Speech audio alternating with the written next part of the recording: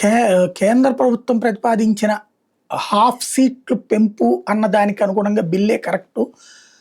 దక్షిణాది రాష్ట్రాలు కూడా ఇప్పుడు మొత్తం దేశవ్యాప్తంగా పరిస్థితి మారింది కాబట్టి ఆ బిల్లు ఆమోదం పొందుతుందని చంద్రబాబు మెన్షన్ చేస్తే శశి థరూర్ ఒక పాయింట్ రైజ్ చేసుకొచ్చారు.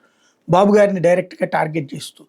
మీకు మీ మీదికో 2,00,000 జీతం వస్తుంటే మీతో పాటుగా మీ డ్రైవర్‌కి 10,000 25,000 వస్తుంటే ఇద్దరికీ 50% పెరిగింది అన్నప్పుడు మీరెక్కువ లబ్ధి పొందుతారా? అతను ఎక్కువ లబ్ధి పొందుతాడా అన్నట్టు. ఇదే నిజమైతే అంటే దీన్ని సమర్థిస్తూ కాంగ్రెస్, వైసీపీ అందరూ ప్రొజెక్ట్ చేస్తున్నారు. మరేం చేద్దాం? మామూలుగా ప్రాతిపదికనైతే గనక ఇప్పుడు దక్షిణాదికి సీట్లు ఎలా ఇస్తారు? ఉత్తరాదిలో ఉత్తరప్రదేశ్‌లో 80-120 అయినియి. కేరళలో 20-39 అవుద్దంటే అంటే ఏం చేయాలి ఇప్పుడు? 100 సీట్లు కేరళకి ఇస్తారా? ఉత్తరప్రదేశ్ జనాభా ఎంత? అక్కడ ఉన్నటువంటిది 20 కోట్ల జనాభా. నీ జనాభా ఎంత? లెక్క ప్రకారం ఇక్కడ నీకు అదే జనాభా లెక్కల ప్రాతిపదికన అయితే నీకు ఉన్న సీట్లు తగ్గిపోతాయి దక్షిణాది రాష్ట్రాలకి. అందుకే బాబు గారికి నిజం తెలుసు కాబట్టినే ఆయన బాధ్యతగా మాట్లాడుతున్నాడు. ఏదో ఆ పోటీల పేరు చెప్పి ఉత్తరప్రదేశ్‌కి 120 వచ్చినాయి కాబట్టి లేదా వాళ్ళకి 80 ఉంచి మాకు మాత్రం 50 చేయాలంటే వెర్రితనం అవుదా?